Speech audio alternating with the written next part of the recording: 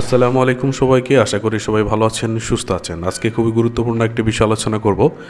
আজকে আমাদের আলোচনার বিষয় হচ্ছে যারা ইতিমধ্যে বিভিন্ন সরকারি বেসরকারি বা অন্যান্য যে অফিস আদালত আছে সেখান থেকে যে আপনারা অনেকে রিটায়ার্ড করেছেন বা রিটায়ার্ড পারসন যারা আছেন তাদের জন্য আজকের ভিডিওটি খুবই গুরুত্বপূর্ণ। আপনারা জানেন যে আমাদের বাংলাদেশের সিস্টেম অনুযায়ী রিটায়ারমেন্ট করার পরে অধিক সংখ্যক টাকা পেয়ে থাকেন বা এককালীন কিছু টাকা পেয়ে থাকেন রিটায়ার্ড কর্মকর্তারা। তার পরিপ্রেক্ষিতে অনেকেই চিন্তা করছেন যে রিটায়ার্ডের পরে আপনার টাকাগুলো বা আপনার অর্থগুলো আপনি কোথায় সঞ্চয় করবেন, এই রকমের কিছু মাধ্যম আপনারা খুঁজছেন। তবে আজকের ভিডিও থেকে আপনারা জানতে পারবেন, আপনারা যদি সোনালী ব্যাংক পিএলসিতে বাংলাদেশে একটি নিরাপদ সঞ্চয়পত্র যদি আপনি খুঁজতে যান, সেটা হচ্ছে পেনশনার সঞ্চয়পত্র। আজকে আপনি যদি 1 লক্ষ টাকা পর্যন্ত সঞ্চয়পত্রটি করেন বা 1 লক্ষ টাকা পর্যন্ত সেই সঞ্চয়পত্রে জমা রাখেন, সেক্ষেত্রে আপনি কত টাকা পাচ্ছেন আজকের ভিডিও থেকে আপনি পুরো বিষয়টি জানতে পারবেন। তাই অবশ্যই পুরো ভিডিওটি দেখবেন এবং কী কী কাগজপত্র লাগবে, কোথায় যেতে হবে, প্রত্যেকটি বিষয় কিন্তু আজকের ভিডিওতে আমরা আলোচনা করব। ওকে, চলে যাচ্ছে আজকের আলোচনাতে। আমরা চলে যাচ্ছি বাংলাদেশ জাতীয় সঞ্চয় অধিদপ্তরে। আপনারা জানেন যে বিগত কিছুদিন আগেই কিন্তু বাংলাদেশ সঞ্চয় অধিদপ্তর তাদের যে সঞ্চয়পত্রগুলো রয়েছে, যেমন এখানে যদি একটু খেয়াল করে থাকেন, সঞ্চয়পত্রের যে সঞ্চয় স্কিমগুলো রয়েছে, যেমন 5 বছর মেয়াদী বাংলাদেশ সঞ্চয়পত্র, 3 মাস অন্তর মুনাফা ভিত্তিক সঞ্চয়পত্র, পরিবার সঞ্চয়পত্র এবং পেনশনার সঞ্চয়পত্র। এই আজকের বিষয়টি আমরা হচ্ছে পেনশনার সঞ্চয়পত্র নিয়ে আলোচনা করব। এই পেনশনার সঞ্চয়পত্রটি কী এবং পেনশনার সঞ্চয়পত্রটি কারা করতে পারবে এই বিষয়টি। প্রথমত আমরা যদি পেনশনার সঞ্চয়পত্রে টাকা জমা রাখি, সেই ক্ষেত্রে আমরা কত টাকা জমা রাখতে পারবো? সর্বনিম্ন তারা বলেছে যে সর্বনিম্ন আপনি 50,000 টাকা থেকে শুরু করে আপনি একক 50 লক্ষ টাকা পর্যন্ত জমা রাখতে পারবেন। এই সঞ্চয়পত্রটি ক্রয় করতে হলে আপনাকে কোথায় যেতে হবে সেই বিষয়টি এখানে দেওয়া আছে। ইভেন আমাদের সবথেকে গুরুত্বপূর্ণ যে বিষয়টি সেটা হচ্ছে যে আমাদের এখানে তাদের যে নির্দিষ্ট করে রেট দেওয়া আছে, মানে 1 লক্ষ টাকার বিপরীতে বা আপনি যে অ্যামাউন্টের রাখেন না কেন সেই অ্যামাউন্টের বিপরীতে আপনি কত টাকা পাচ্ছেন সেই পার্সেন্টেজ কিন্তু তারা এখানে দিয়ে রেখেছে। এর মেয়াদ হচ্ছে, মানে এই পেনশনার সঞ্চয়পত্রে আপনি 5 বছর মেয়াদে টাকা জমা রাখতে পারবেন এবং 5 বছর মেয়াদে আপনাকে টাকা জমা রাখতে হবে এবং সেজন্য আপনি পাবেন 11.98%। মানে হচ্ছে আমরা এখানে দেখতে পাচ্ছি যে 5 বছরের জন্য আপনাকে 11.98% করে প্রফিট দিচ্ছে। এছাড়া আপনি যদি 1 বছরের মাথায় বা 2 বছরের মাথায় টাকাগুলো উত্তোলন করতে চান, সেই ক্ষেত্রে কিন্তু তারা আলাদা রেটগুলো দেওয়া আছে। তো এর প্রেক্ষিতে আমরা আজকে আলোচনা করব যে আপনি বর্তমান যে 5 বছরের জন্য আপনি যদি রাখেন সেক্ষেত্রে আপনি কত টাকা পাচ্ছেন, এর পূর্ববর্তী সময় যদি আপনি ভেঙে ফেলতে চান সেই ক্ষেত্রেও আপনি কত টাকা পাচ্ছেন, প্রত্যেকটি বিষয় কিন্তু জানতে পারবেন। ওকে, চলে যাচ্ছে আজকের মূল টপিকে। আমরা এখানে লিখেছি সোনালী ব্যাংক পিএলসি, যেহেতু এটা আপনি সোনালী ব্যাংক থেকে ক্রয় করতে পারবেন। এছাড়া আপনি যে যে জায়গা থেকে ক্রয় করতে পারবেন সেটা আমরা একটু পরে আলোচনা করছি। পেনশনার সঞ্চয়পত্র 2026 নতুন রেট অনুযায়ী আমরা এখানে লিখেছি। আমাদের এখানে আমরা মূলত 1 লক্ষ টাকা আজকে হিসাবটি দেখাবো।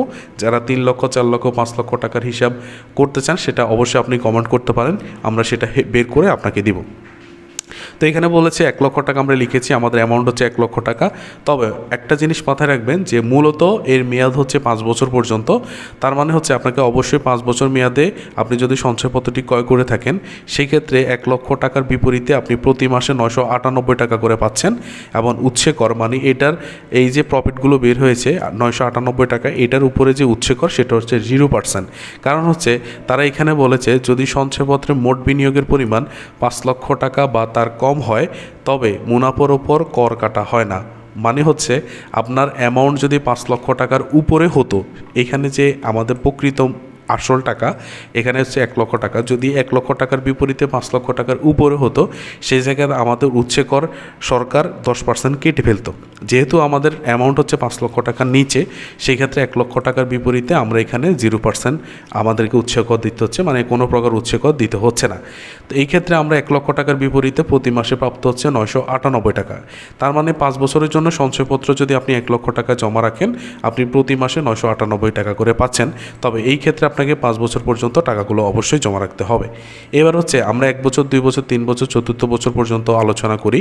বিষয়টা একটু বুঝিয়ে বলছি। মনে করেন আপনি 5 বছরের জন্য সঞ্চয়পত্রটি অবশ্যই ক্রয় করতে হবে, তবে ইমার্জেন্সি আপনার 2 বছরের মাথায় বা 3 বছরের মাথায় টাকাগুলোর প্রয়োজন হয়েছে। সেই ক্ষেত্রে আপনি কিন্তু প্রথম অবস্থায় এই যে 3 বছর পর্যন্ত আপনি যে চালিয়ে আসছিলেন বা আপনার টাকাগুলো জমা ছিল সেই ক্ষেত্রে কিন্তু আপনি 998 টাকা করে পেয়ে আসছিলেন। তবে যেহেতু 3 বছরের মাথায় ভেঙে ফেলতে চাচ্ছেন সেক্ষেত্রে আপনি 903 টাকা করে পাওয়ার কথা ছিল। তবে এই যে এখানে যে পার্থক্যটা তৈরি হয়েছে 998 টাকা এবং 903 টাকা, এর মাঝখানে যে পার্থক্যটা তৈরি হয়েছে, এই পার্থক্যটা আপনার পরবর্তীতে আপনি যদি 3 বছরের মাথায় কেটে ফেলেন বা আপনি যদি 3 বছরের মাথায় যদি ভেঙে ফেলেন, সেক্ষেত্রে কিন্তু আপনার ওই পার্থক্য অ্যামাউন্টটা আপনার মূল টাকা থেকে কাটা যাবে। আশা করি এই বিষয়টি বুঝতে পেরেছেন। তো আপনাকে অবশ্যই কিন্তু 5 বছরের জন্য টাকা জমা রাখতে হবে। আপনার অ্যামাউন্ট হচ্ছে 998 টাকা, এটাই হচ্ছে আপনার মেইন। তবে আপনি যদি পূর্ববর্তী সময় যেমন 1 বছর 2 বছর বা 3 বছরের মাথায় ভেঙে ফেলেন, সেক্ষেত্রে এই টাকা কর্তন করা হবে। এবং আরেকটি বিষয় হচ্ছে যে 1 বছরের জন্য বা 1 বছরের কম সময়ের জন্য আপনি যদি জমা রাখেন, মানে আপনি যদি 5 বছরের জন্য করে 9 মাস বা 7 মাস বা 11 মাসের মাথায় ভেঙে ফেলেন, সেক্ষেত্রে আপনি কোনো প্রকার প্রফিট পাচ্ছেন না, বরংস আপনি যে এই 998 টাকা করে নিচ্ছেন 11 মাস, এই 11 মাসের টাকা কিন্তু আপনার মূল টাকা থেকে কাটা যাবে। আশা করি এই বিষয়টি বুঝতে পেরেছেন। এবার একটু নিচে আসি, সেটা হচ্ছে যে কোথায় আপনি এটা করতে পারেন। মানে শুধু সোনালী ব্যাংক না, আমরা আজকে সোনালী ব্যাংকটা দেখিয়েছি, তবে আপনি এটা আর কোন কোন জায়গা থেকে ক্রয় করতে পারেন, যেমন হচ্ছে আপনি জাতীয় সঞ্চয় অফিস, যেগুলো ব্যুরো যে সঞ্চয় অফিস আছে সেখান থেকে ক্রয় করতে পারেন। বাংলাদেশ ব্যাংকের শাখাসমূহ যেমন হচ্ছে সোনালী, রূপালী, অগ্রণী, এই ব্যাংকগুলো থেকে কিনতে পারেন। বাণিজ্যিক ব্যাংকের বিভিন্ন শাখা আছে, সেই শাখাগুলো থেকে আপনি ক্রয় করতে পারেন। এবং ডাকঘর বা পোস্ট অফিস যেটাই বলেন সেখান থেকে আপনি ক্রয় করতে পারেন। এবং ক্রয় এবং নগদায়ন মানে হচ্ছে ভেঙে ফেলতে পারেন। এটার মেয়াদ হচ্ছে 5 বছর, যেটা আমরা একটু আগেই বলেছি। আর যেটা সঞ্চয়পত্রের 5 লক্ষ টাকার নিচে, এটা আলোচনা করেছি। যদি আপনার অ্যামাউন্ট 5 লক্ষ টাকার নিচে হয়, আপনাকে কোনো প্রকার উৎসে ট্যাক্স বা হচ্ছে সোর্স ট্যাক্স দিতে হচ্ছে না। তারপর হচ্ছে যারা ক্রয় করতে পারবেন, এই বিষয়টি একটু গুরুত্বপূর্ণ পেনশন আর সঞ্চয়পত্রের ক্ষেত্রে। মানে এটা, এই যে অ্যাকাউন্টটা বা এই পেনশন আর সঞ্চয়পত্রটা কিন্তু সবাই ক্রয় করতে পারবে না। এই পেনশন আর সঞ্চয়পত্র যারা ক্রয় করতে পারবে তাদের মধ্যে হচ্ছে অবসরপ্রাপ্ত সরকারি কর্মকর্তাগণ বা কর্মচারীগণ, যারা আধা সরকারি আছে তারা আধা স্বায়ত্তশাসিত প্রতিষ্ঠানের কর্মকর্তা কর্মচারী, সুপ্রিম কোর্টের অবসরপ্রাপ্ত মাননীয় বিচারপতিগণ, সশস্ত্র বাহিনীর অবসরপ্রাপ্ত সদস্য, যেমন হচ্ছে বিভিন্ন সশস্ত্র বাহিনীতে যারা আছে সদস্যবিন্দু, এবং মৃত চাকরিজীবীর পারিবারিক পেনশন সুবিধাভোগী স্বামী, স্ত্রী এবং সন্তান।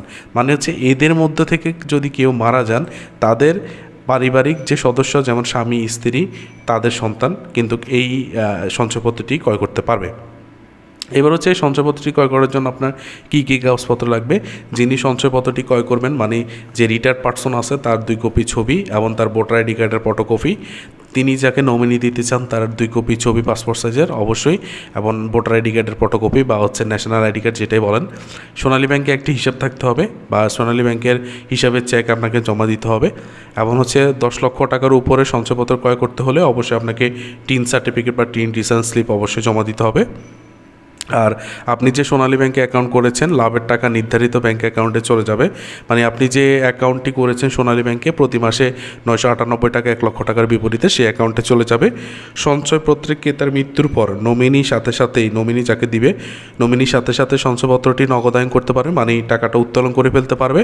অথবা যদি নমিনি এমন পর্যায়ে মারা যায়, যেমন 3 বছরে মারা গিয়েছে, আরও 2 বছর বাকি আছে, সেই 2 বছর পর্যন্ত নমিনি কিন্তু মুনাফা উত্তোলন করতে পারবে।